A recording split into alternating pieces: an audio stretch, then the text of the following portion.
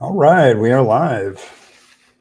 Welcome to the Rabyd Atheist. I'm your host, Ed Raby, a former pastor turned atheist, now a compassionate anti-theist. Welcome to my channel, to this edition of Rapid Fire, where I answer your burning questions. A little bit more lenient on the comments.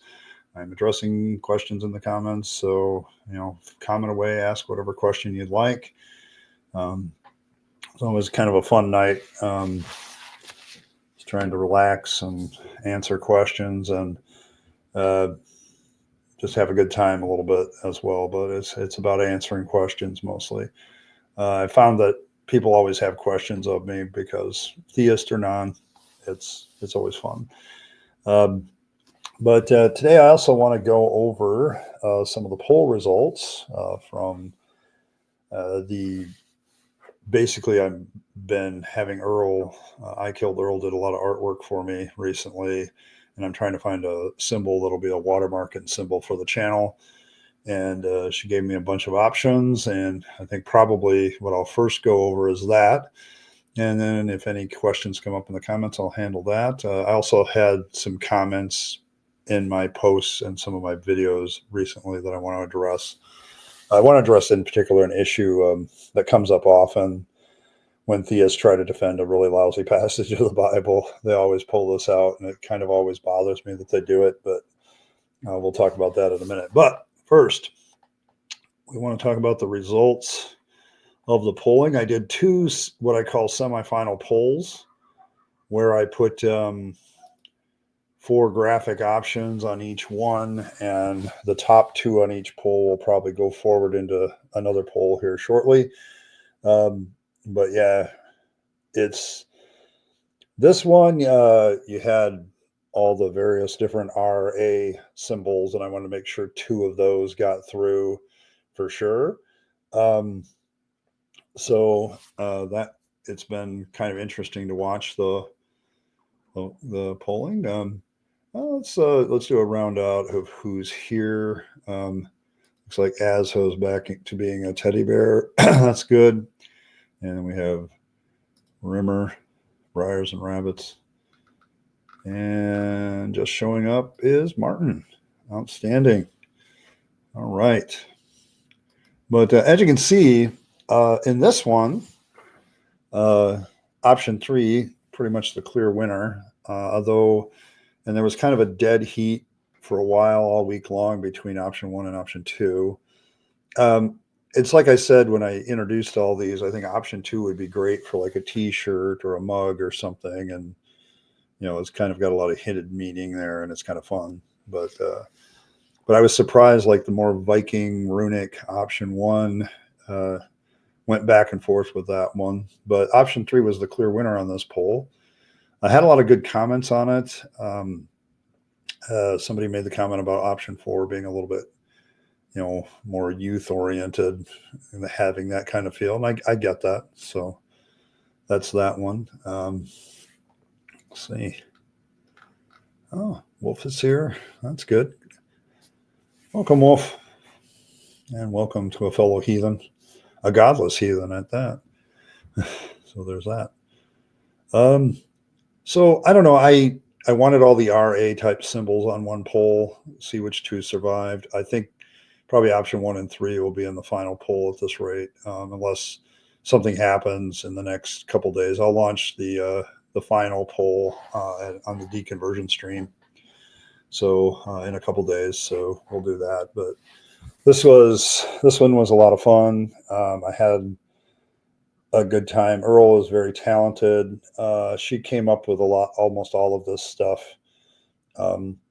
So on this poll, option 3 was the clearest winner. I'll put that one in, and probably if nothing changes, option 1 will be in the final poll. Kind of a Viking runic. I suppose it fits for us, for me in particular. Let's see. Let's go to the other one. The other poll was this one.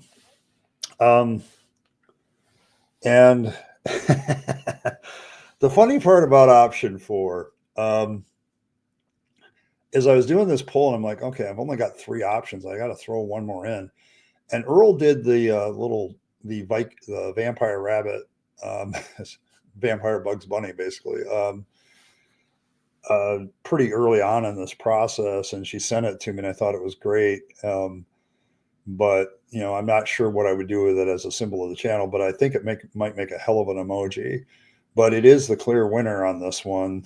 So I will put it in the final poll just to see what everybody thinks of it in comparison to some of the other options. But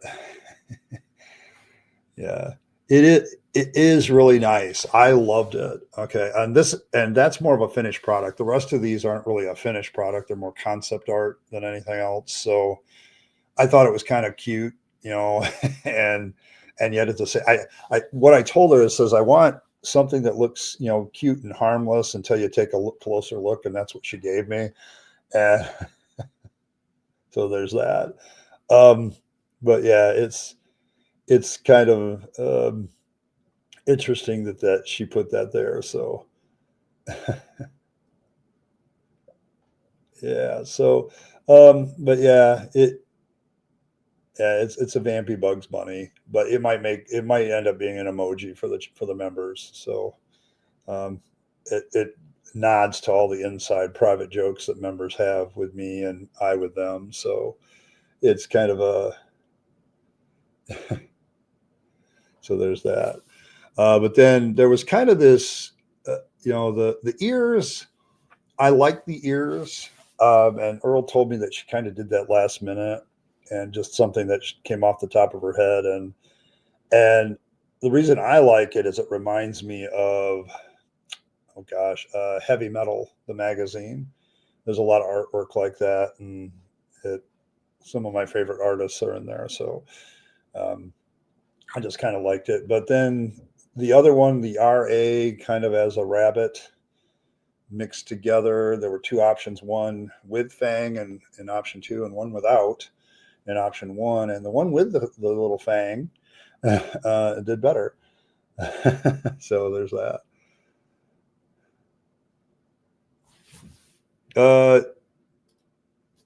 I watched that, but Heavy Metal was also a magazine. Heavy Metal magazine is what the movie was based on. And a lot of the artists got to be animators at that point. But a lot of the stories and the characters and stuff from the animated films, there's two of them. Although I think the first one's better as far as storyline, but there was, these different small, shorter stories, and I kind of liked it. But yeah, but Heavy Metal magazine was also a thing and had a lot kind of thing. So yeah, it definitely kind of had that vibe for me. Option three did, but it didn't do well on the polling, probably because it really isn't a good symbol in some ways for like a watermark or something like that, and I can see that. So but yeah, the South Park. Yeah, I remember South Park did a spoof of that movie, which was pretty funny. So I'm trying to remember it all. I have so much random shit in my head that, yeah, Metallica Black, the "Don't Tread on Me" kind of thing. Yeah, only we're going to use a bunny that has fangs. So yeah, but yeah, so that's how the polling is going. I got two clear winners so far in the polls, which are the Vampy Bugs Bunny, and then option three back here. That's a little simpler and has the rabbit aspects with the rabbit aspects in it. So I really have enjoyed this process. I mean, when Earl started sending me some of her work, it was like, okay. And, yeah, there are deer that have fangs. I'm fairly certain that's true. So there's that. Yeah, a little bit. I launched a couple of polls on last Thursday about the symbol for the channel, and all of this is Earl's artwork. So, and welcome, Alex. Appreciate you being here.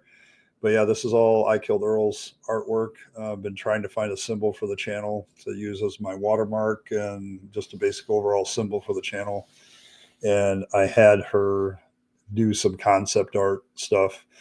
And so this is, this is half of it, where I had all the RA type symbols together, and then I did the more symbolic stuff on this one. So there's that.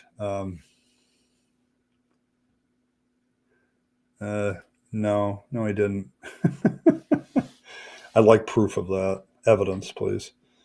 But yeah, there's just no. So that's what we've been working on. And so I launched that poll Thursday, and this is where it's standing right now. I like literally cut the polls out like 5 minutes before I started streaming and put them in a PowerPoint. So the S one. If I wanted the other kind of symbol, I just bring one out and smash on it with a stick. So, but yeah, but that's how it's doing. This option 3 on the first poll, and then the second poll, option 4 are the winners. But I don't know about option 4 being a symbol of the channel. It might very well be an emoji for members, but it's doing well enough where I'm going to definitely consider putting it somewhere. So, and then option 2 is doing better than option 1 there. So, and then back here is kind of a dead heat between a couple of them, but we'll see what happens in the final poll, which the polls are still open, so you can still vote on this. I just wanted to give a report on it. And so there's that. See, there's that aspect of it. So that's kind of where all the polling is. You're still if you go to the post tab, community tab, depending on what it is for you, you can vote, and the top 2 posts are still this poll, and it's still open. So you're more than welcome to continue to vote. So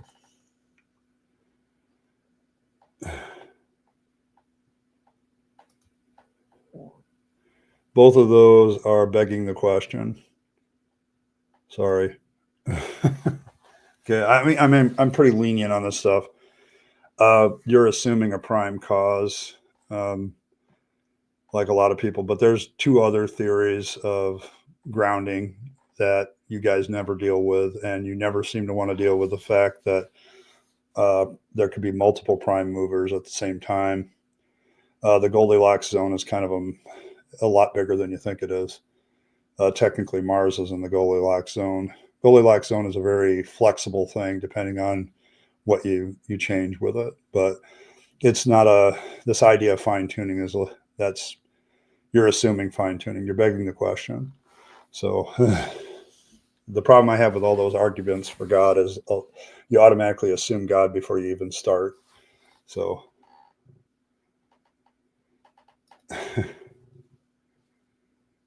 okay, whatever. Okay. Yeah. 3, 2, 1 Baylor's beat me. How do you know? Okay, you're making claims, but you're not giving me evidence for the claims.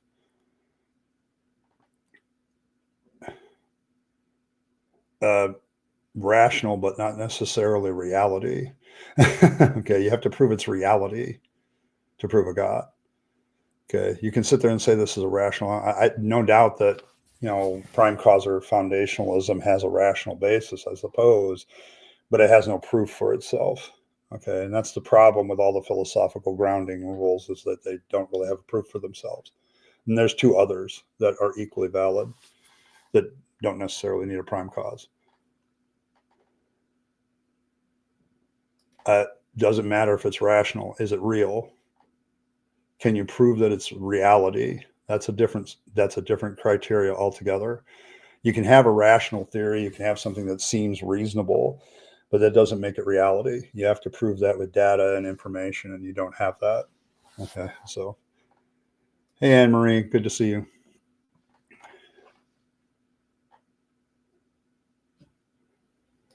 You don't have to prove anything. You make a claim that there's a God. I know you do.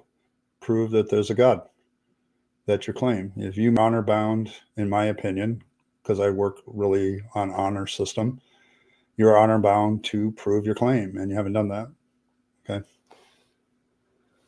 It's not about appealing to ignorance either. It's about appealing to the fact that you haven't demonstrated your truth of your claim.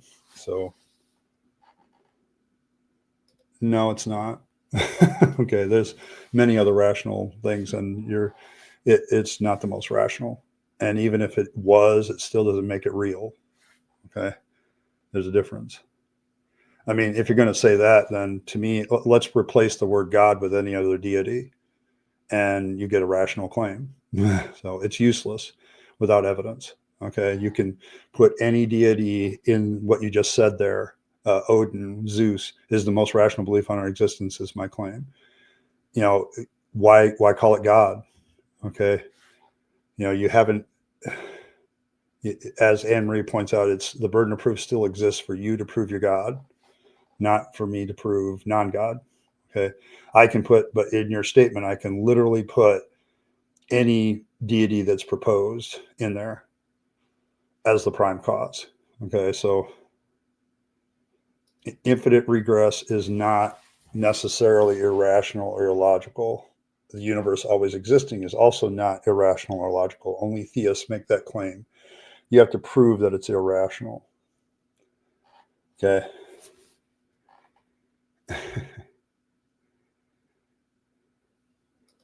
Hey, heaven. But no, dude, you still haven't proven that those are illogical. How? How are they illogical?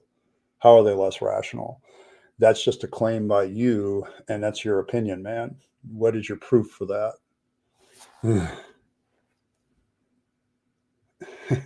That's good. I mean, I would probably cancel a stream if I had to help somebody. So, and people might be upset about that, but they'd have to deal with it. I mean, I know that rapid fire in a couple weeks is not going to happen because I have a very, very important birthday to go to of a 4-year-old who's very precious to me, and he's turning 4. So I will be there instead of here. Um, it's called priorities. So,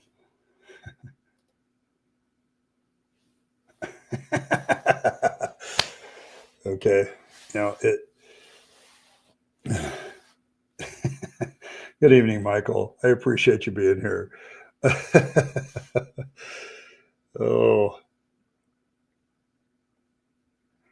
yeah. I mean, my 4-year-old grandson, Miles, is like this great kid. I just love him to death. He's like, he is a drama queen in a lot of ways, but super charming and super cute. And so he plays that so well. He just plays it so well. Um, he just, it, it's you'd have to experience it, but I'm not going to do that because I'm not going to. I try to protect my grandkids, so I don't put pictures of them up or anything like that, or let people know where they're at. But they are cute, so. Um,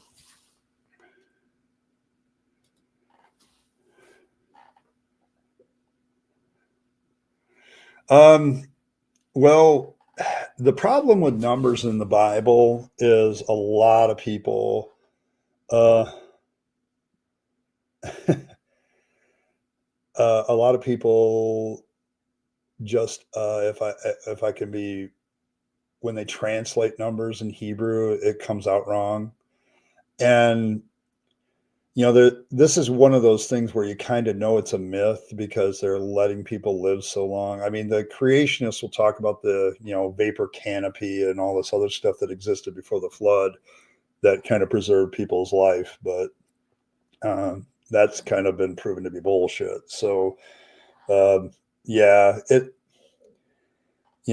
you see how long they live, and it's like Methuselah lives to be 969, which is a funny number when you really think about it, because it's like, oh yeah, Methuselah was always having a threesome. I mean, what was going on there? But um, it it's one of those things. So, hey Earl, I started the stream showing off the poll results for your artwork. So if you want to go back and take a look and see what's going on, but keep the polls open till Thursday and see what happens. But um,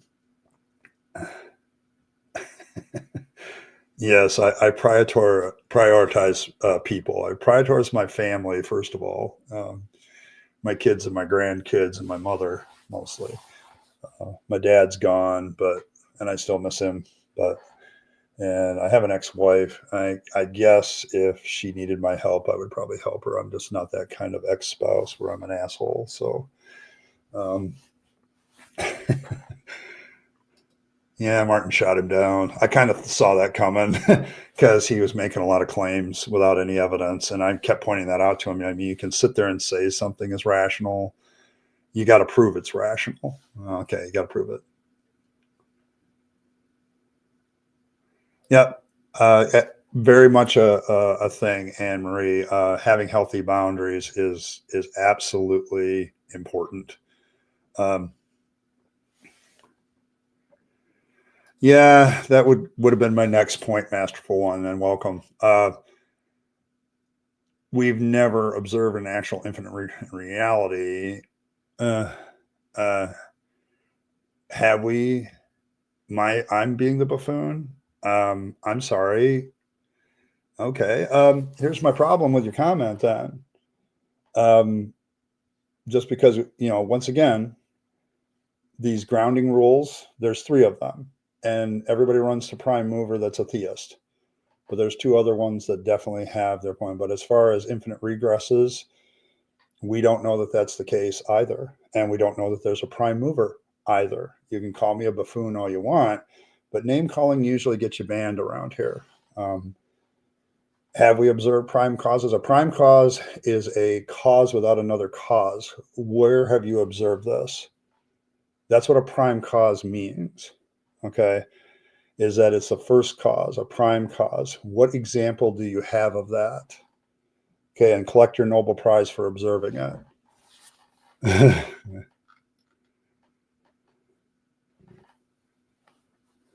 It's not about appeal to ignorance. It's about the fact that we don't know. Okay. It's not ignorance is just a thing. It's not an appeal saying it's an appeal to ignorance. We don't know prime cause either. You can sit there and talk about prime causes until you're blue in the face. Give me an example of one that you can prove.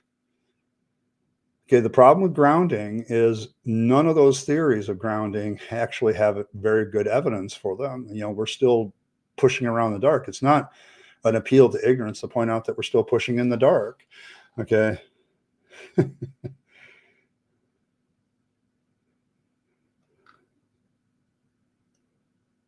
Hey, left-handed. Hey, Lyric. Good to see you. I'm not an asshole X, and she can be snippy, but yeah.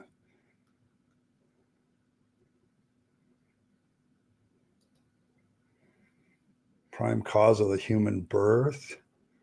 No, that's not a primary cause. You would have to say, well, then what caused the two humans to give birth? Okay, a prime cause is something that doesn't have a cause itself. Okay, and you have two humans that are also involved there that are the cause of that, but those two humans came from somewhere else that were another cause of two other humans. And sorry, you're giving me more of an example of an infinite regress than a prime cause at that point. So yeah, it's just a cause. You just give me another cause. Your proof, your idea of a prime cause is a cause that has no cause itself. Give me an example of that. Okay. In reality, you don't have one, by the way. No. Okay. Intercourse has a cause of its own too. Sorry, that doesn't work. Okay. And people who philosophically hold the prime cause will say that you're full of shit right now. Okay. Yeah. You don't know what you're talking about. No, I think you're the one that doesn't understand what a prime cause is. You need to go look up the philosophical definition of a prime cause. A prime cause is something that has no other cause. Okay, we're talking about first cause, prime cause. Okay, yeah, and once again, you're just making claims, but you're not proving anything. All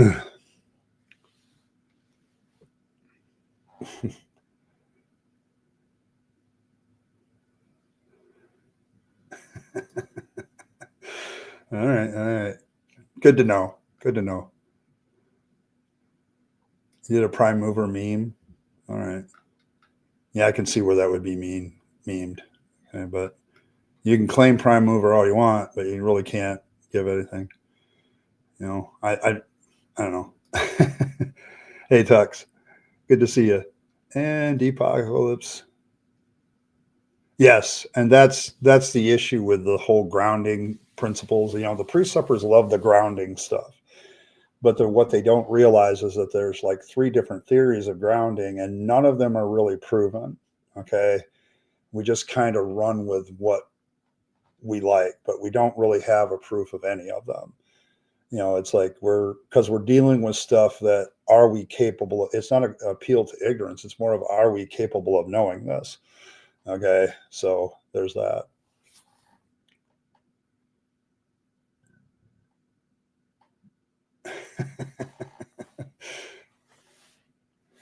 Oh, yes, yes. Michael makes a good point. Any deity would give in that model. So, what's the cause for the deity you believe in? So, yeah, it's to me, the more I think about it, the infinite regress actually makes a little bit of sense. Can you think of, is nothing really nothing? I mean, this is all philosophical woo at this point, but one of the things that when I studied all this grounding stuff philosophically, I'm like, man, nobody really has proof of shit. So it's a lot of theoretics on stuff, and that's fine. But you can come in and be insulting, and like being clueless, and yeah, I just it's just not one of those things that really affects whether or not I believe in God or not. So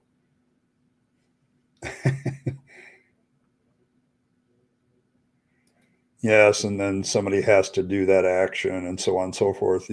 He doesn't. You don't seem to. When people say that, they don't seem to understand that. Okay, there's a cause for that, and there's a cause for that.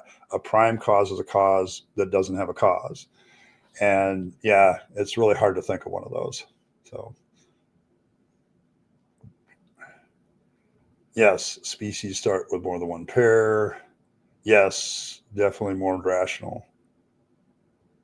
It is problematic for theists that just don't realize it. That's why they fight against it so much, because then you don't have to have a creator. So there's that. I do not know. I think the thing with religion, 321, is this: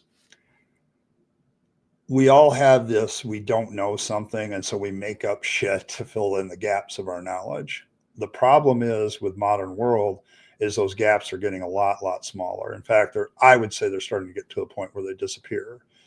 There's still some big questions that maybe we'll never know the answer to, and I probably won't know in my lifetime, but that has nothing to do with why I am an atheist. Okay. You have to present to me evidence for your God. And people are frightened of not knowing something. They're frightened of death. They're frightened of not knowing information. And so that's why the biggest thing I've learned to say since becoming an atheist is I don't know. Even this philosophical discussion of grounding, I'm probably not the most qualified to talk about it, but I've read about it, and it's like all three theories seem to have their have their positives and negatives. So we'll see that.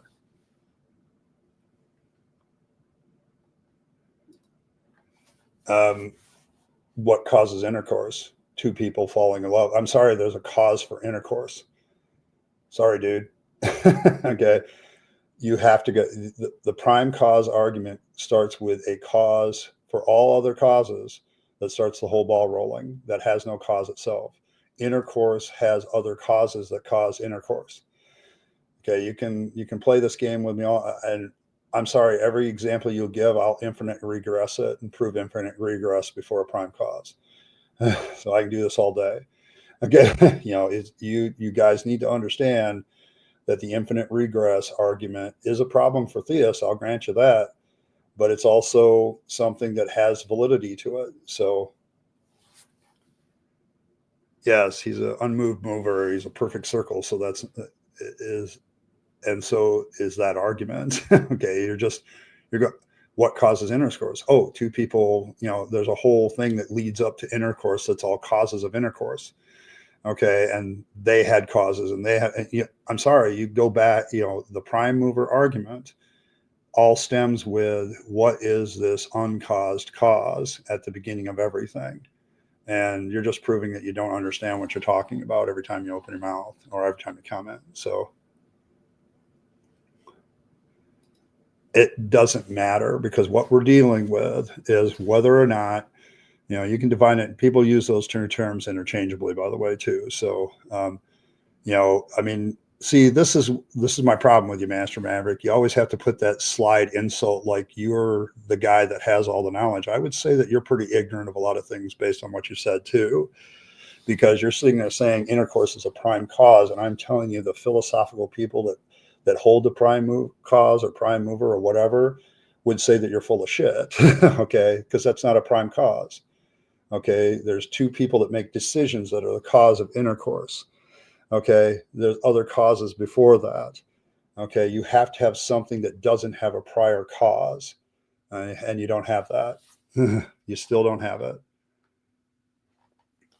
So yeah, I mean, do you think it just happens out of random, out of no air with no causes? That's just ridiculous. It's a ridiculous thing to think. Okay. Uh, when I was a theist, sure. I mean, because I put, the thing about devotions, I do want to talk about this every once in a while. Devotions are very interesting. I'm going to drop Mr. Maverick because he hasn't said anything different since he started the conversation. So, um, but I think what happens is you have these preachers that'll put the guilt trip about devotions on you. I used to hear it all the time. You should be reading your Bible every day. You should be praying every day.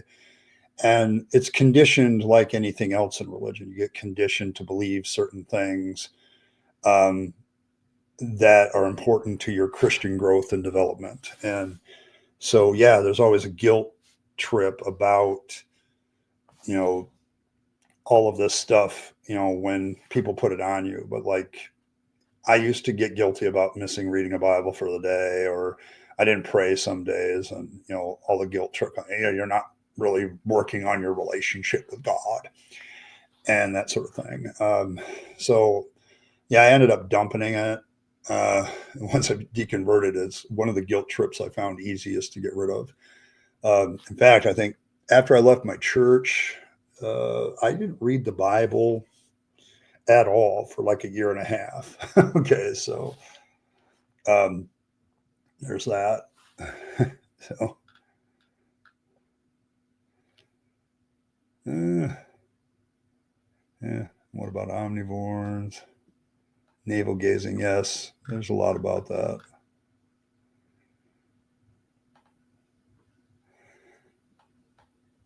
Um, because they were a bunch of superstitious primitives that didn't know better. Okay. Besides, they're also borrowing the creation narrative from the Gilgamesh epic and a few other tales. So they're trying to write their own, but while at the same time copying. So, uh,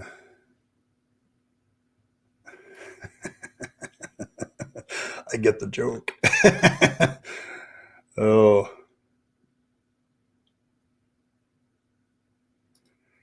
as bad as the depths of. And babe, well, welcome. I don't think I've seen your name before, so welcome. The depths of the Christian cult. If I say I don't know if Jesus is the Son of God, or if I think that Jesus was a human, I have a family, I have a complete mental breakdown. Yep. Indoctrination is very emotional, and it appeals to the very depths of emotion. And so when you challenge any of that, what you end up with is um, an emotional backlash. Okay, it's religion works very hard to be a part of of a part of a person's life. Okay, so when you attack it, you're attacking part of their life, and they don't like that. Um, and Christianity is one of the worst ones. I would say Islam is pretty bad too. Judaism, Orthodox Judaism, can get that way. Um, there are some Hindus that are that way. Buddhists, if a Buddhist gets into the depths of it, they don't care.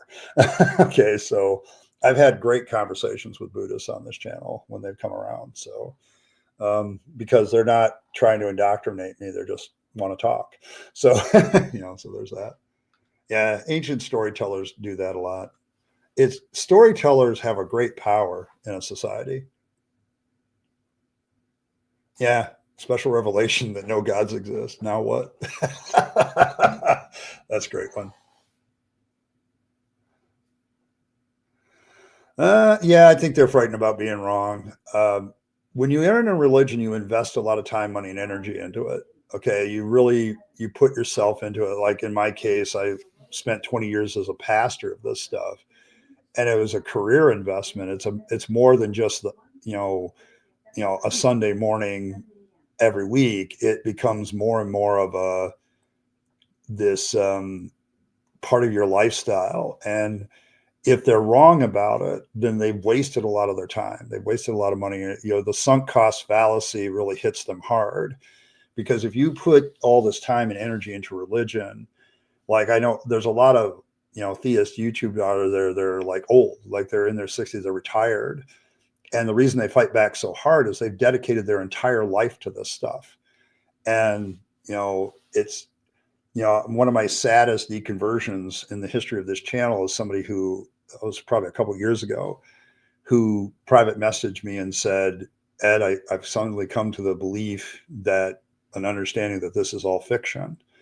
And he says, the problem is, Ed, I'm 74 years old and I've been doing this since I was 5. And what do you say to that guy? Okay, that comes to the sudden realization at the end of his life. What do you do? And to get over that level of sunk cost fallacy, I have to applaud the dude. But yeah, it was tough. A few bucks will do in today's economy. I get what you're saying. Yeah, what would be the point of learning anything? So there's that. Yeah, yeah. I know. The problem I have with it most of the time is religion seems to answer everything, and then you don't have to do the work. Okay, and to me, religion is an easy button for life in that sense. So I would agree. One of the things that some people get wrong about deconstruction and all that other stuff is that you'll have people like, oh, I don't want people to leave their faith, but some people deconstruct their faith and then reconstruct it, and they come out as believers still.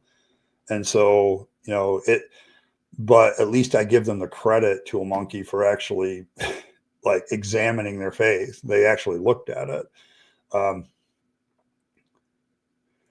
yeah, yeah, that's what I was trying to get over. It's unsatisfying to them because they want to keep with the prime mover thing, but when you don't have, you know that's that's that's kind of interesting that you say that, but it's unsatisfying to them. Infinite regress doesn't necessarily have a problem. It's just, can you prove it? you know Very suspiciously like another Maverick we've just had dealing with. I almost said intercourse. That would have been funny.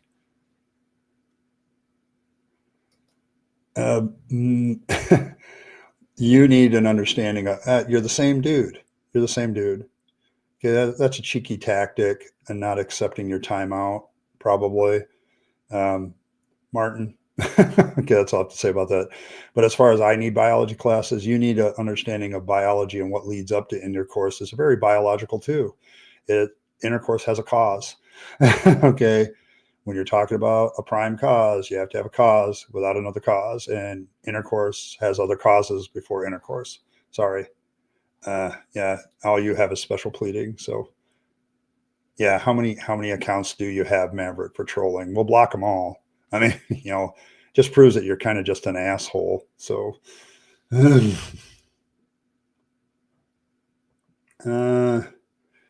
have a family that can't even speak to people who don't acknowledge Jesus as God. I have been excommunicated. Oh shit. Sorry about that.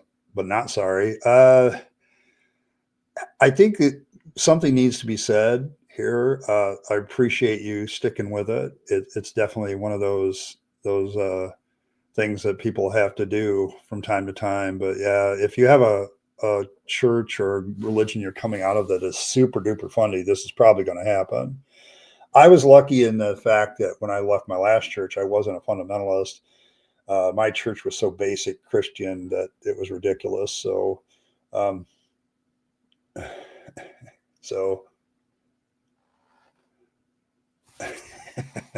so there's that. But yeah, I feel for you though. I really do.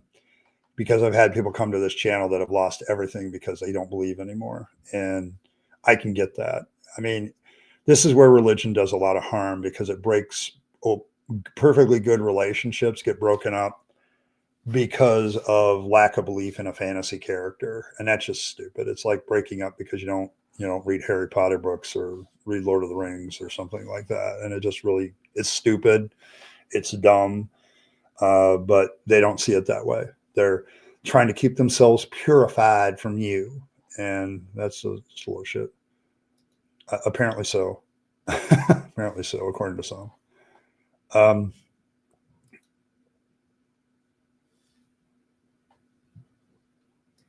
I would say project much.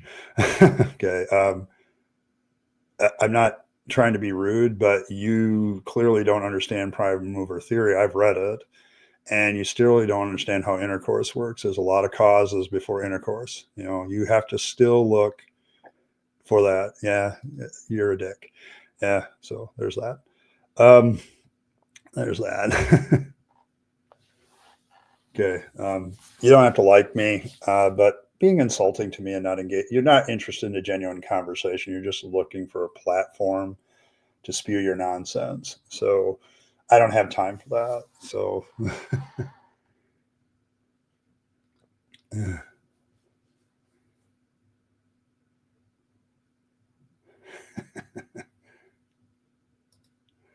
the problem is that reality, especially outside of our direct, is intuitive.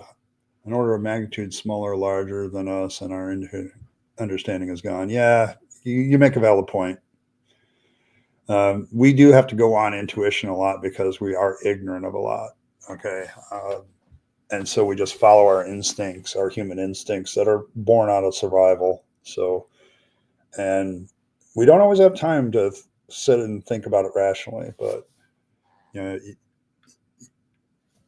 know, you haven't, it's tough for me sometimes to admit the fact that you can't always be rational.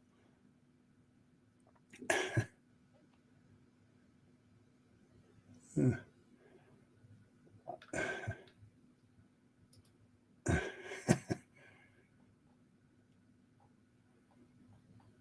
other two evil rabbits. You know what? I tell you what, Earl. Yeah, there's two others in our message stream, isn't there?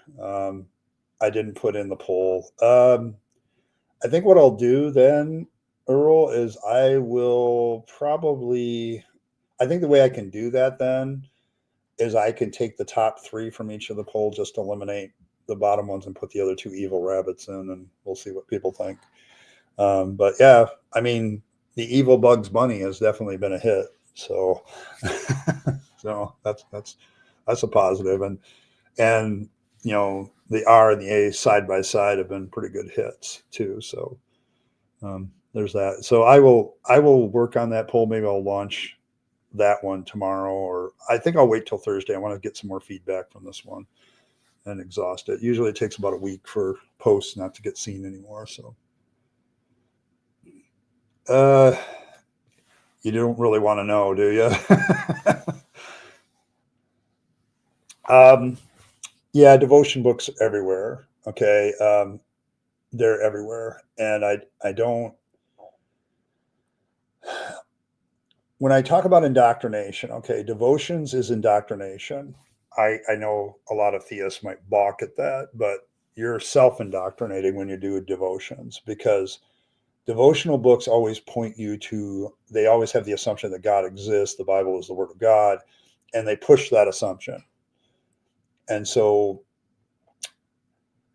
I think when you get to be an adult and get older, indoctrination has to shift away from basic factual indoctrination like you do with children and teenagers to more of a this is good for you kind of thing. Devotions will make you feel better, meditating, prayer, all that stuff, reading devotional books, all that kind of stuff. Um, adult indoctrination is different because you have to keep people intellectually stimulated and more importantly, emotionally stimulated. Devotion books, if you read them, notice how much they appeal to the emotions of the person. They're very much an indoctrination tool that's about reinforcing emotional connection to religion. So,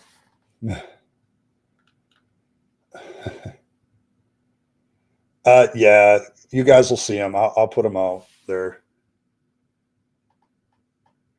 I know. I have my opinions. You know what? I'll tell you what. I will bow. Your benevolent dictator will bow to the will of the people for once. I will throw them out there as well. I'll do 2 more polls back to back, and I'll throw both of those in there, and I'll take out the lowest 2 from these other polls, and we'll see what happens. I'm not in a hurry about this, so I'd be glad. He would have gotten Ed Rabyd too. The Rabyd Atheist would have got him in a minute because he wasn't interested in an honest conversation, and he didn't know what he was talking about. Okay, he's claiming I don't know what I'm talking about, but it's like, no, I don't understand things the way that you understand them, and that's your problem. And you're too incredulous to realize that maybe you might be wrong. So,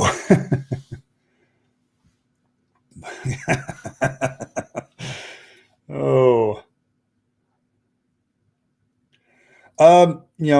it's depending on how deep you're into it, it can be difficult. After 40 years of being a Christian and 20 years of being a pastor of said religion and 30 years of being a preacher, yeah,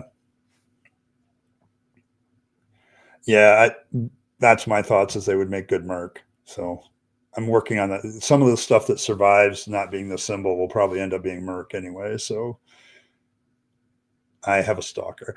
I ran that guy and one of the other guys that was here were on Ember and Mark Reed's live stream the other day, and I basically told them that they didn't know what they were talking about. So my guess is they followed the rabbit trail and rabbit trail, and just decided to troll my channel for a while because they were trolling over there too, and they were getting away with it because they were like playing nicey nice. But this guy, he just comes in with the insults, and I just don't have a time for that. But I have lots of stalkers. Hey, Kristen. Well, welcome.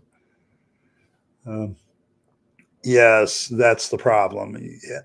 It's for people who want answers but don't want explanations.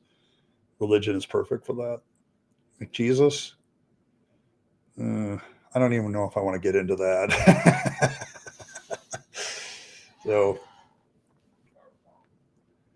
yeah.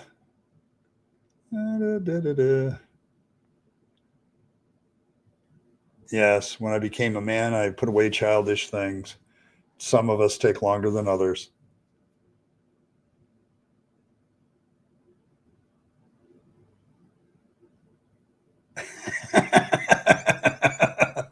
Is that what's going on with you, Earl? You channeled mental illness into a career. There you go. I feel for you, though. I feel the same way every time I go to work. It's like, Jesus, why am I always cleaning up after other people? It's like, didn't your parents teach you to pick up after yourself? Jesus Christ.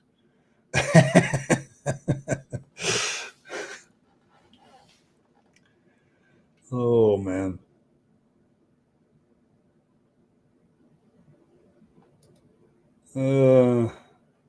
I've been ordered to take all the stuff I'm supposed to study because I don't know anything. Holy shit. If I kept track of that to a monkey, I'd be very, very fucking busy, and I don't have that kind of time.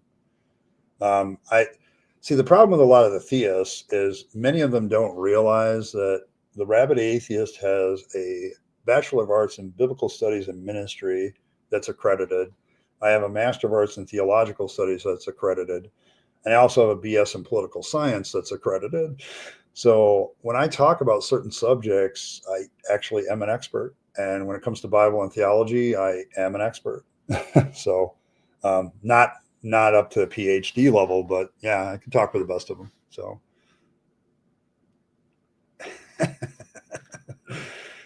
you know, I don't care if you're a theist or not. With humor like that, we might keep you around. Kind of fits.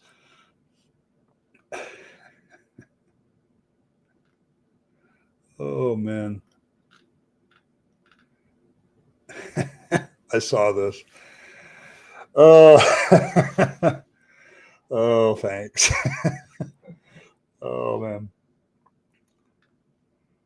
Oh, yeah, yeah. All of us tend to be that way that have that problem. I'm organized in everything except keeping something. There's one thing that I don't keep clean, and for me, it's my car. My car is a disaster. Um, so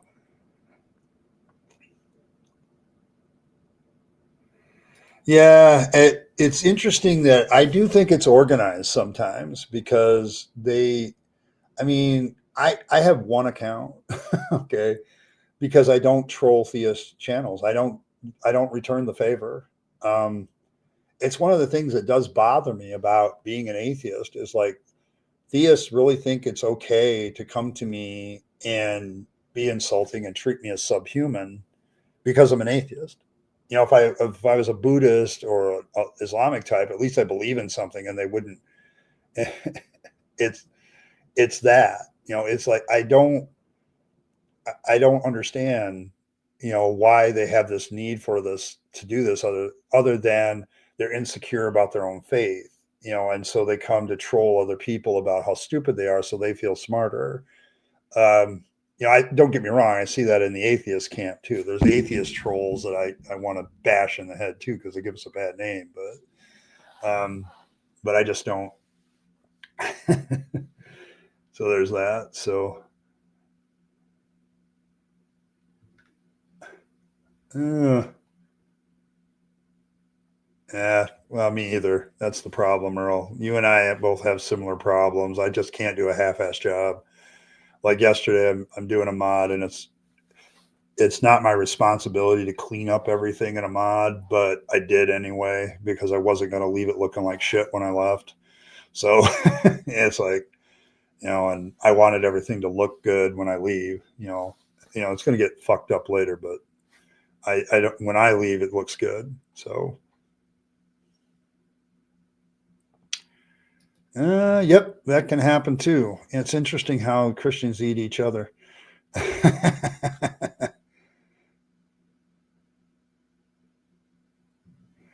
Eh, I recognize it, Earl. Well done. Got to be careful in your line of work, though. Damn.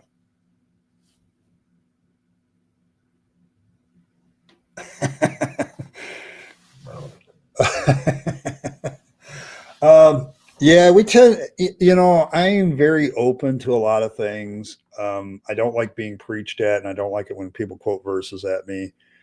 And I also don't like it when people just accuse me of things without demonstrating it.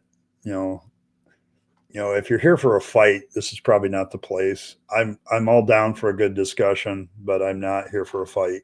Um, you know, it's that's my stoic philosophy at work. You know, it's like I don't really care what you think about me in a certain sense. Um, you know, I want to be accepted by the community, but not to the point where I give up myself, sort of thing. And I think a lot of people that come here are the same. You know, they want to be accepted in a community, but they're not going to give up being who they are, and I appreciate that. So,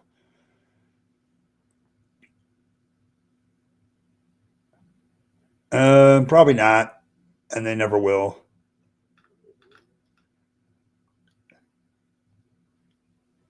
Uh,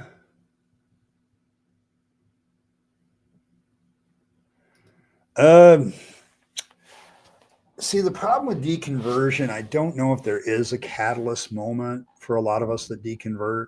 I mean, there's a moment where you realize you don't believe in the bullshit. Mine was in the pulpit at the time I was preaching, um, and but I think when I you have to understand deconversion as a process, and it starts with your first doubt. If there's a catalyst moment, it's when you doubt something that your faith or religion tells you, and you start to look it up, and then you find out you have good reasons to have that doubt. Okay, and then for me it was just stacking on stacking on stacking. I had a shit ton of emotional reasons to stay in the faith. Okay, it was my career, for God's sake. My dad, wanting to see my dad, afterlife beliefs are really heavy, emotional beliefs in religion, um, all that jazz. And I don't know, most of the people who come here and tell me their stories, not so much a catalyst moment, but a lot of domino effect, like doubt after doubt starts to pile up. And then eventually you get so much doubt that it's overwhelming. And there is usually a moment where somebody will say, and that's the point, I stopped believing in it altogether. And in my case, I was preaching on sin from 1 Corinthians 5, and Dan Barker's quote about sin being an imaginary thing was rolling around in my head. And I prayed to God beforehand, God, you got to show me how sin is a real reality, not just said so by your book. And I got up, preached the message, nothing happened, sat back down, and that was the end of Christianity for me. So, it's like, yeah. So, yeah, yeah, mine's a disaster. I don't have to go I go back and forth to Walmart, so nobody cares. So, but the rest of my life is pretty orderly. So, uh, eh. It doesn't necessarily mean you are a critical thinker. You just don't believe, and it doesn't really require critical thought to not believe in something. I mean, most of these theists don't believe in all the other gods that are proposed, and that doesn't require a lot of critical thinking either. Yeah, I've had that deliberately. Like, there was a guy named Joe Friday who deliberately begged me to ban him because it validated his faith that he was doing the right thing. And I'm like, I'm not sure that's the flex you think it is. So I love it when people quote verses sarcastically. It's hilarious. uh, Probably a little story here. When I was in Bible college, me and my friend got the reputation of being, you know, the guys that are in the Muppet Show that sit up in the balcony and criticize everything. That was us. So, and my friend was a great singer, and he knew all the hymns and stuff. And when we would sing the hymns, he would literally change the words, and some of it was blasphemous as hell. But we just got tired of going to chapel every day, and it got boring. And so you start to do stuff. And so, and my job was to point out sarcastic ways that you could interpret those verses. So there's that. Yeah, I was preaching and it ended. Yep. Um, I spent the next 2 years. I spent the next year as a deist, trying to make Christianity work into something useful, and that failed. And I became an atheist. And I spent the last 2 years in the pulpit as an atheist.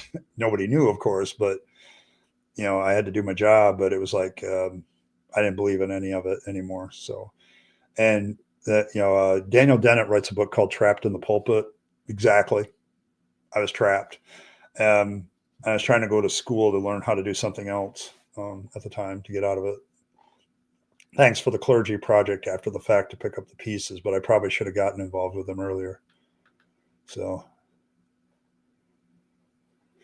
yeah, yeah, yeah. Statler and Waldorf, yes, yes. I was the tall one, and he was the short, fat one. So we got accused of that all the time. You guys are just Statler and Waldorf. It's like a thing at our school. So, and it's like, yeah, but when you listen to shit, I think let's see, there's what, 30 some weeks in your average school year, and we had chapel 5 times a week. So 150 chapel services a year times 4 years. I attended chapel at that Bible college, 600 times minus the probably 25 times I missed on purpose. And it got worse. You'd think that the higher you got as upperclassmen, the more skips you got at chapel. Quite the opposite. You got the most as a freshman, and then you could miss 10 times, I think, as a freshman with no penalty, and then 8 times as a sophomore, and it was like 6 and then 4 as a senior. You had to be there as a senior. So, but yeah.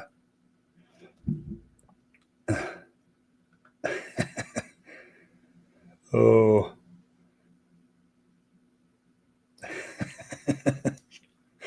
schnapps and snobs and work is work. There you go. There you go.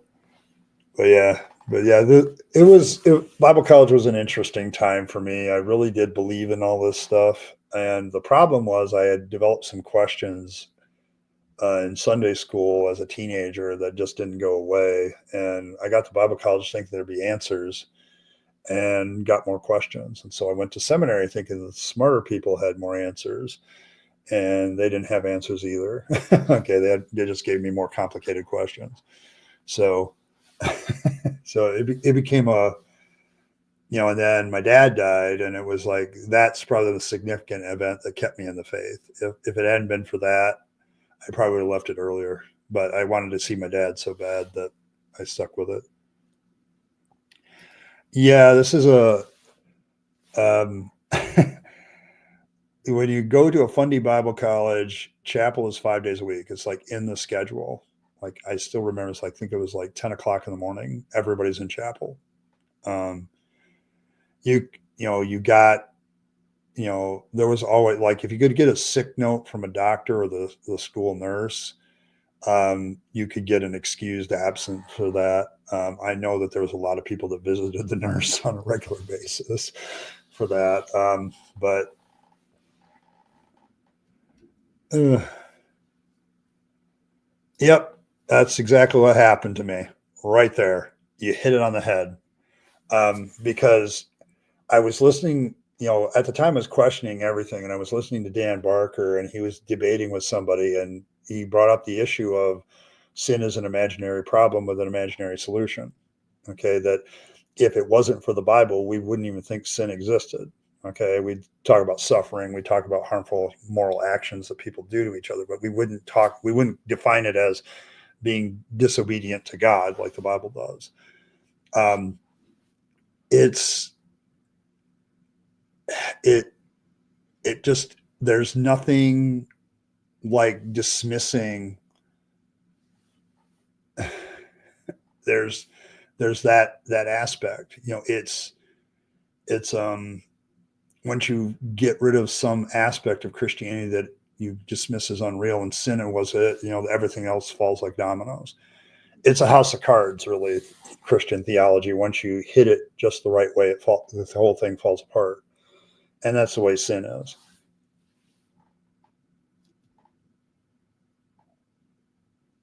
Yep. Yeah. I don't know if any of the ladies use that as a way to get out of chapel, though.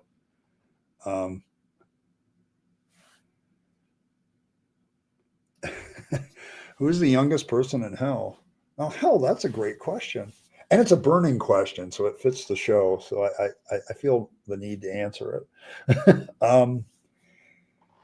Yeah, it's the problematic issue of when does the age of accountability come, and if they hold to an age of accountability of some sort, like the youngest it possibly could be is 12 or something, then it's like, well, then why don't we kill everybody before they turn 12, and then everybody goes to heaven, and they're like, oh, no, no, God's pro-life, and it's like, okay, all right, you're just proving to me that this question just makes hell nonsensical. So, but yeah, it does make them squirm.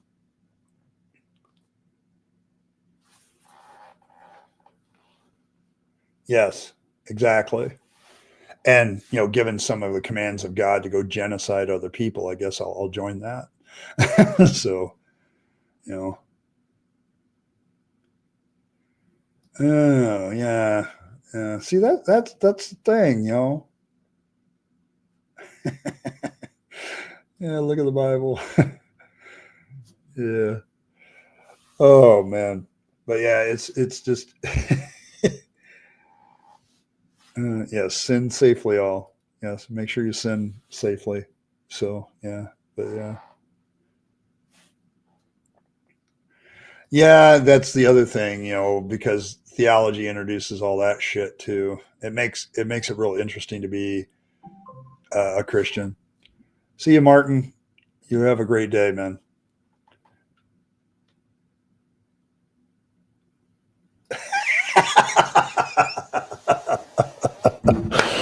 Oh, I could see it though. I could see it. Oh, yeah, because we had students of all ages, so when I was there, there was a guy in his 60s going to Bible college because he had already done like a full career and now he wanted to be a preacher to end it out. So, just kind of retire to some small church and preach. So, yeah, but I can see somebody. We can't have somebody bursting into flames in the middle of a Christian chapel service. That would indicate that maybe they went to hell. Oh man, that'd be hilarious. But yeah, I can't. I know that you could get it like a nurse excuse, but I remember my senior year, I hated it because I only got like 4 absences excused, like no questions asked, and that was for the whole year. So it's like, okay, I got 2 every semester. Okay, and it just was annoying as hell to have to go. And so, yeah, Statler and Waldorf showed up on a regular basis because we were in the same class. So, if you're going to make us be here, we're going to sit up in the balcony and we're going to sit in the back row of the balcony and we're going to make snide comments and sing lyrics to hymns that are sacrilegious and that sort of thing. So, I mean, I had no respect for that kind of even back then, of that a kind of authoritative church bullshit. So it's probably why I ended up being an independent pastor in the first place at the end. But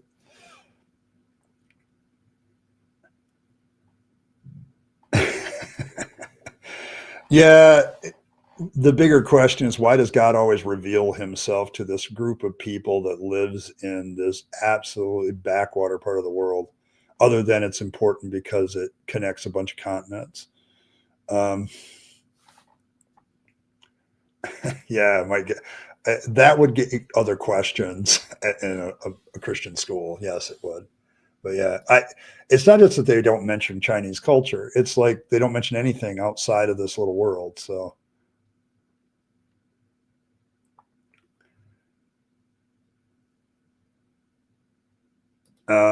that's the assumption.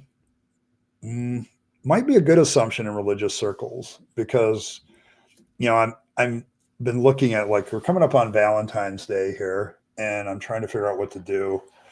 I know Saturday I'm doing a reaction. I'm trying to find a video to react to live on Saturday that has really bad dating advice from Christians. I'm sure there's plenty out there. Um, so so there's that. There's that aspect of it, but it's like, but I can see it. It's like religious people, because they suppress the whole sexual discussion, seem to be more obsessed with it than people that don't. So I can see that. I could definitely see that. Yeah, Egypt would have been in trade with China, but nobody mentions it. So,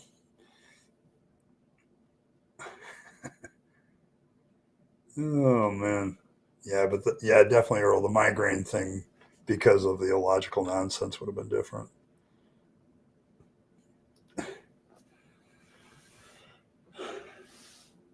Oh my God, or a mechanism it can't control. Oh, that's a good question. That's kind of like how many angels will fit on the head of a pin, but um, it's the excusagists do this because it's a definitely appeal to um, our better understanding as human beings. Because let's put this in a more blunt framework. If a baby dies and it isn't saved by Jesus, then you have, like, literally infants going right from being conceived to burning in hell forever. Okay, it's like, and everybody can see that that's morally bankrupt. Okay, that's just bullshit. And so, yeah, whether it's a mechanism or what they can't control, or is it a decision by God? At what point does that decision by God make, and do we have any uh, example of that? Yeah, I think so. I mean, I have a video about atheist behavior being religious, and that may come out tomorrow. But I think sometimes we use the language as a way of proving how silly it is. Okay, if I make the same comments and put a different God in it, or put no God at all, does it still make sense? Um, and usually the answer is no. Well, yeah, I get that this question is about, does God have free will? And the answer is, how could you have free will if you already know what's going to happen? I mean, unless you take an open theist stance about, and the thing with open theism is you have to diminish what the omnis mean. And at that point, you're not fighting about the omni God anymore. Okay. You're fighting about a God that has limits on their power. They might be very, very, very powerful, but have limits.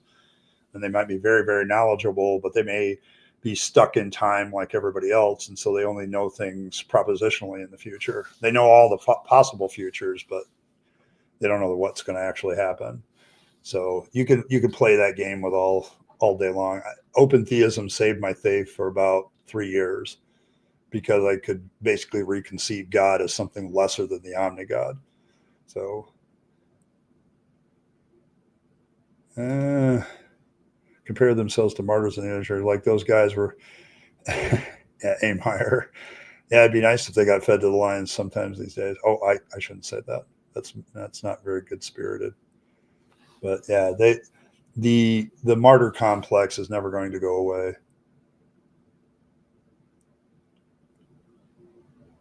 Yeah. Yes. Can't do anything in reality that I can.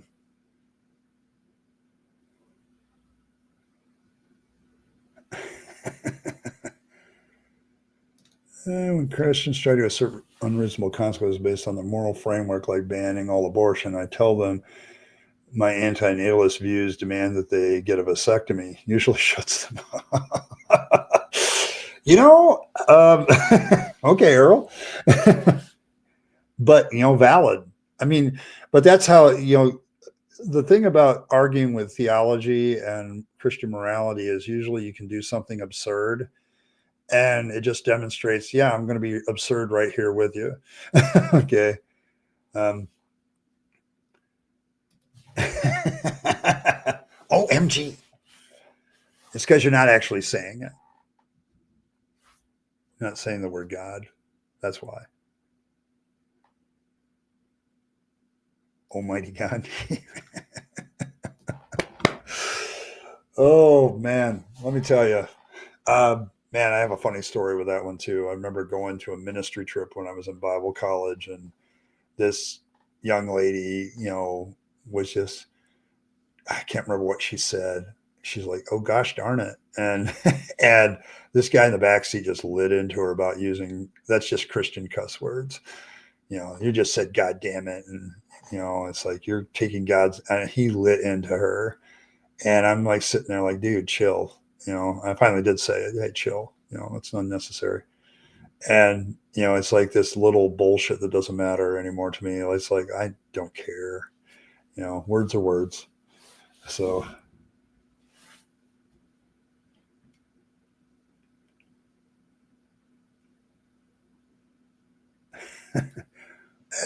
as valid a theory as I've ever heard, as valid. I swear to Buddha. I suppose you could do that. Yeah, it's one of the weaknesses of the doctrine is that Jesus rose from the dead. It would be more impressive if a God gave up godhood and immortality forever in order for humanity to be saved. And then I would actually start thinking it was a sacrifice.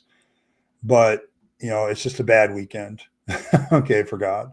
God just, he goes to sleep for 3 days, comes out of the tomb, back badder than ever, and gets more glory for himself, according to Paul, and on the list goes. So it, I point this out to Christians. I think, well, how, I used to have that problem when I was a theist theologically too. It's like, is it really a sacrifice? And the answer is no. How is it a sacrifice when you're God in flesh and you're going to come back to life 3 days later? It's not really. You, by raising from the dead, you eliminated all the reason for the sacrifice. Okay. So yeah, Earl's got a rough weekend. Be inclusive. Oh, my cactus. Oh, yeah. I had a football coach when I was playing high school football that his cuss word was Judas Priest. Okay. But yeah, he used to say, Judas Priest, what are you doing? Still remember him a lot of fun. It's one of my favorite coaches, but holy crap. He had that was constant, I'm like, are you a fan? Or, because that's back when Judas Priest was like still playing. So, still doing their stuff. But yeah, it's just a rhetorical advice. Yeah.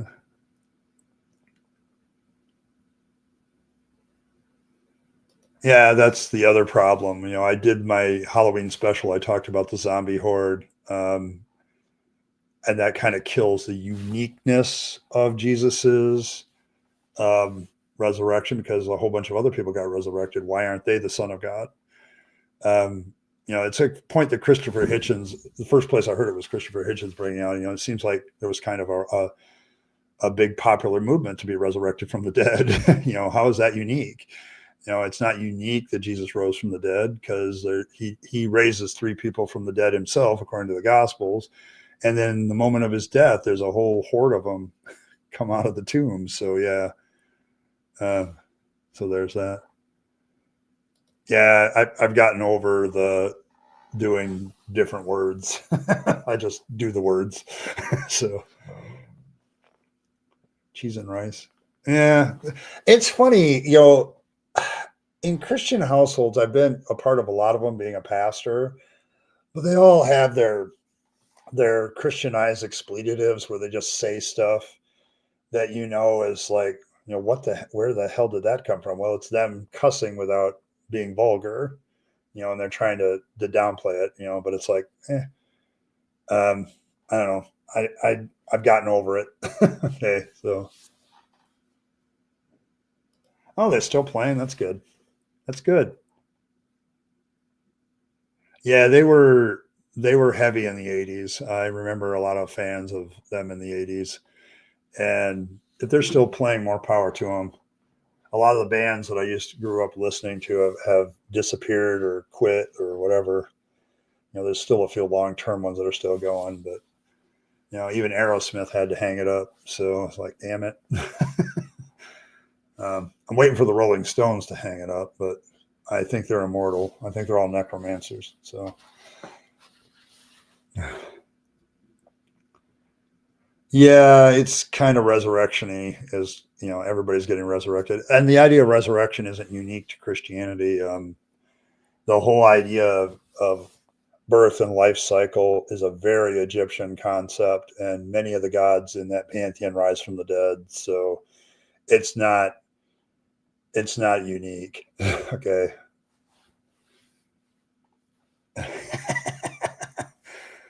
Oh, they didn't care. Yep, exactly. I don't do debates. I don't debate anybody. It's not my thing. So,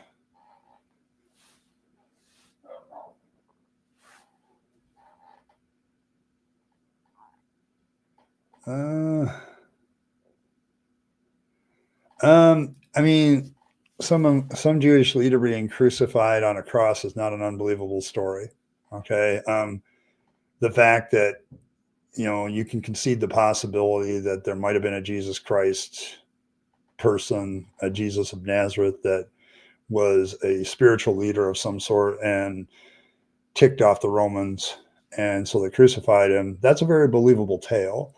It's really the resurrection part that really is a problem. So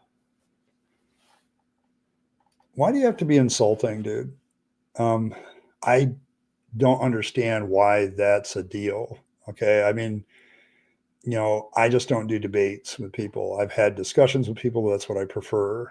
Uh, it's like, I don't understand the mentality that says, if I own you, that means I'm right. I've seen people lose debates, but when you look at their facts, they're absolutely correct. Okay, where the other guy who quote unquote beat them just did it on emotion. And that's your statement there is just you like debates because it's emotional, satisfying. You can pat yourself on the back, and as you know, Earl says, you can like break out your dick and show how it's bigger, but it doesn't really prove anything. Just because you win something in a live discussion doesn't prove you're true. So, yes, exactly. No, I haven't. I need to get back into my Mark Twain. I need to get back into a lot of reading, but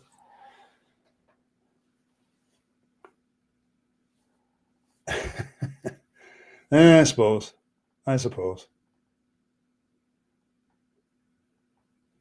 Yeah, that's usually what we debate around here. So, but yeah, I mean, I don't understand.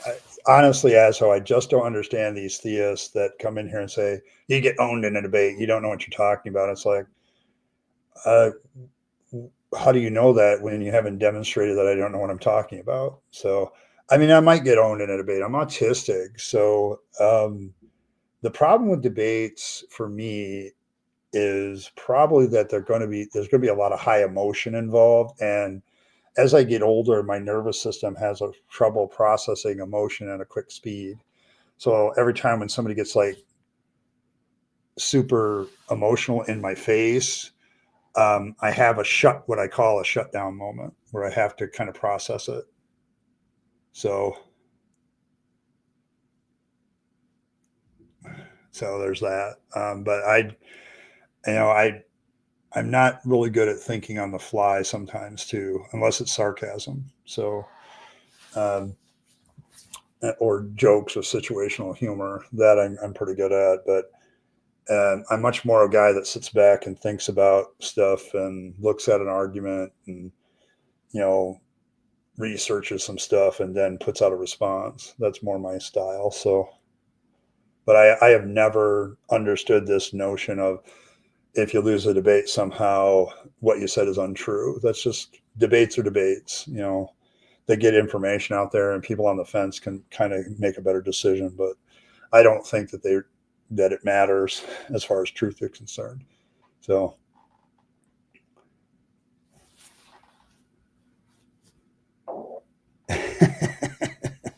yeah, it's painful, but so what? Once again, a resurrected body doesn't have that anymore. Okay, so it's a bad weekend. I'm not saying that it wasn't suffering, but it kind of diminishes. What's the point of the sacrifice if you're just going to reverse all the effects of the suffering and the death? It doesn't. Um,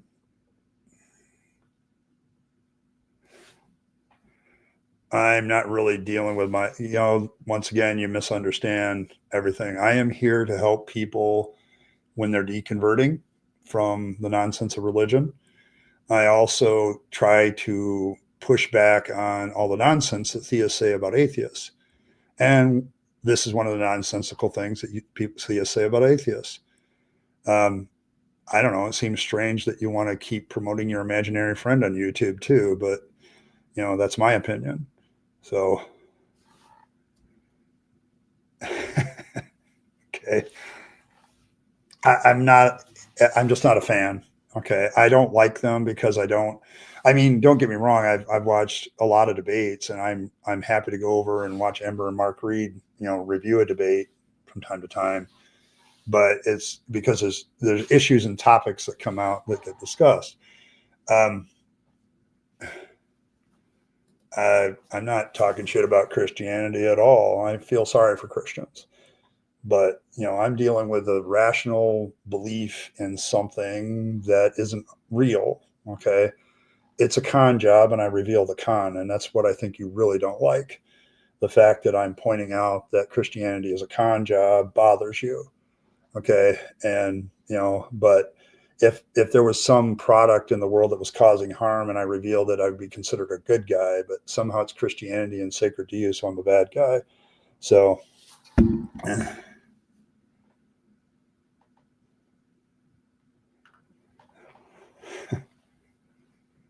Uh,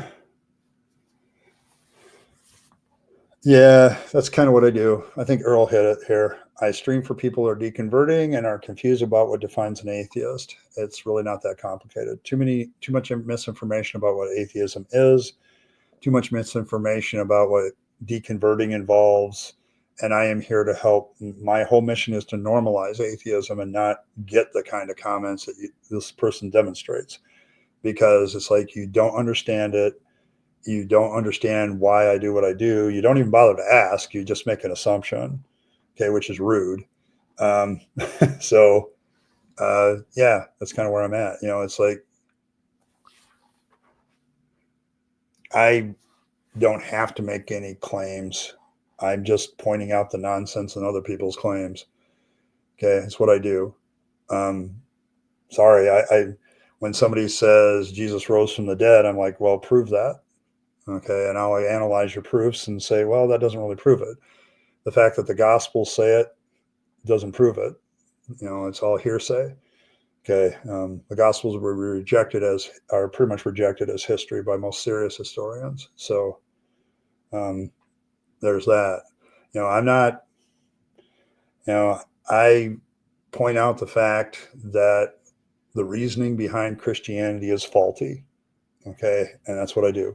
And I do it as somebody who was a Christian for 40 years, a pastor for 20, and a preacher for 30. Okay, so you have no proofs for your God. So nice reflection there. Nice, projection, of you. Okay, you just literally in the statement described religion.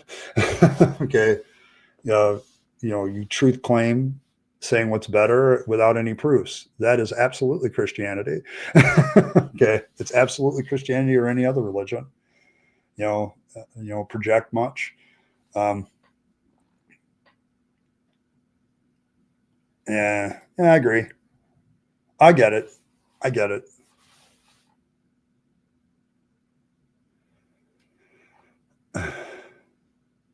Yes, as if Christians don't make moral judgments without evidence every time they open their mouth. Yeah, that's pretty true. We recognize no religion evidence for. Yeah, I would argue that there is some evidence for rationality of non-belief. I do a lot of research, actually. You don't know that either. Once again, you're accusing me something without evidence yourself. So, I mean, your name is Break the Rules, so I guess that's what you do, is break the rules. But I do a lot of research. Okay, I did a lot of research for my master's degree in theology, and I did a lot of research for my biblical studies degree, and I did a lot of research for a lot of things. And the entire time deconverting, I was constant research. So the idea that I don't do the research, that's just you accusing me of something for which you have no evidence of. Just because I disagree with you and disagree with the conclusions that you have doesn't mean I don't do the research. Okay. You're basically saying there in your pride, and if I may be so bold, your arrogance of what you believe, that if I don't research and come to the same conclusions as you, I didn't do my research. That's not how it works. So, it's not how it works. Yes, and Wolf has already had a personal revelation. He's had special revelation that no gods exist. Trust me, bro. Yeah, I do research for fun. It's fun. Yeah, it's definitely apologetics 101 here tonight, guys. Sorry. Okay, but I studied apologists. I've read a lot of them, okay, before I deconverted, and they always came up wanting as far as the research problem. Yeah, I think we'll be waiting for a long time, skeptically pissed. Okay.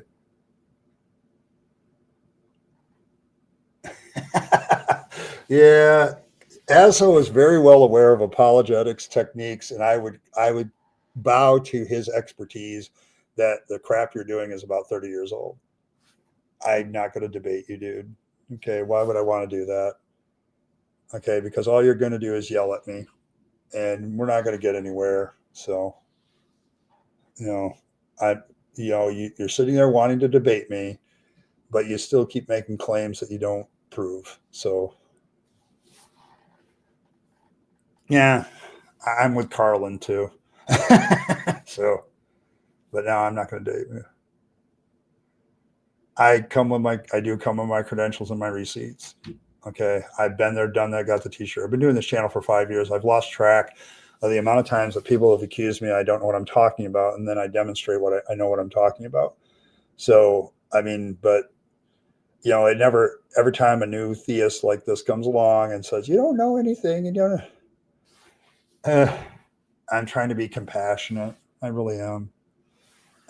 Compassionate anti-theism, remember, as a.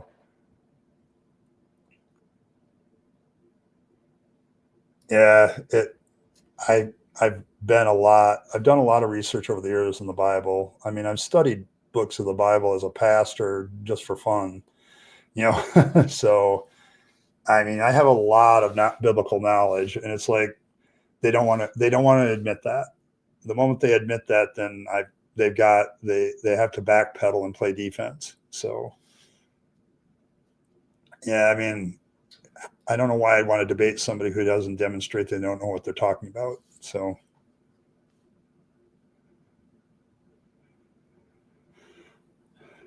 use some manners.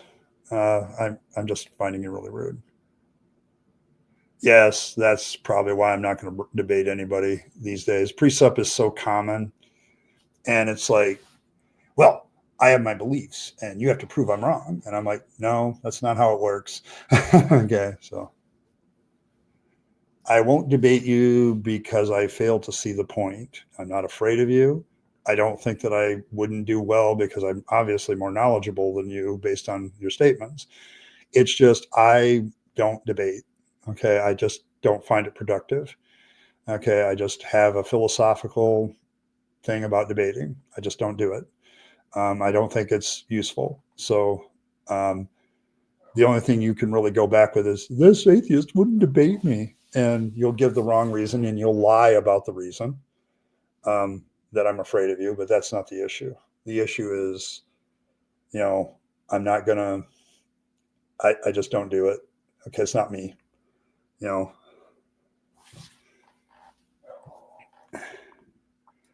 Yeah. Anti-stupid. Yeah. Yeah. Yes. Shift the burden of proof. Okay, dude. You're just being insulting now. Okay. And the fact that you have to resort to insults tells me you don't have anything, because you're not, the reason you're here is because you're insecure about your own faith. There, I'll make a claim without any evidence too. Is that true? No, I really can't prove that because I don't know your real mind.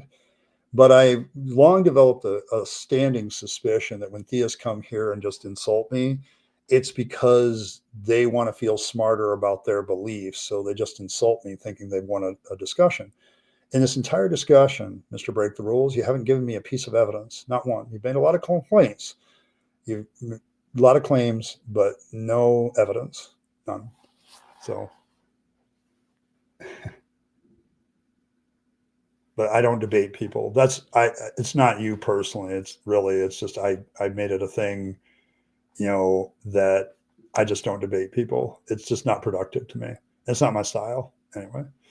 So, well, it is 7:33 and I have got to get ready for work. So it's been an absolutely fabulous stream tonight, guys, even with the various people that have showed up to be annoying.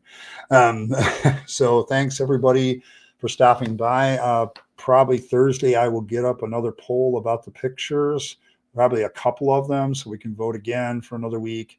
I'm not really in a hurry with that. And I'll put up some of the ones that Earl mentioned that I didn't put up before. So we'll have those in the poll as well. And probably these first polls will just eliminate the lowest ones and get rid of those, and then we'll keep going. So thank you all for coming by. Hit the like button, do the things, share the video. I appreciate it all. All the stuff, super chat, super thanks are always welcome. And thanks for stopping by. You guys are awesome. You guys are great. It was a good, fun night, and I appreciate y'all being here. But I'm going to close out this edition of Rapid Fire. Thanks for coming. And as always, live your best life. You only get one go around, and then it's over. So, make sure you're taking all your time, money, and opportunities and spending them on yourself, the people you love and care for, and to make this a better world. You'll be happier if you do. And don't waste it on the trappings of religion and faith, because that's just a waste of time and energy, as we've had demonstrated here tonight. So thanks one and all for coming by. And as always, thanks for stopping by, and I'll catch you next time.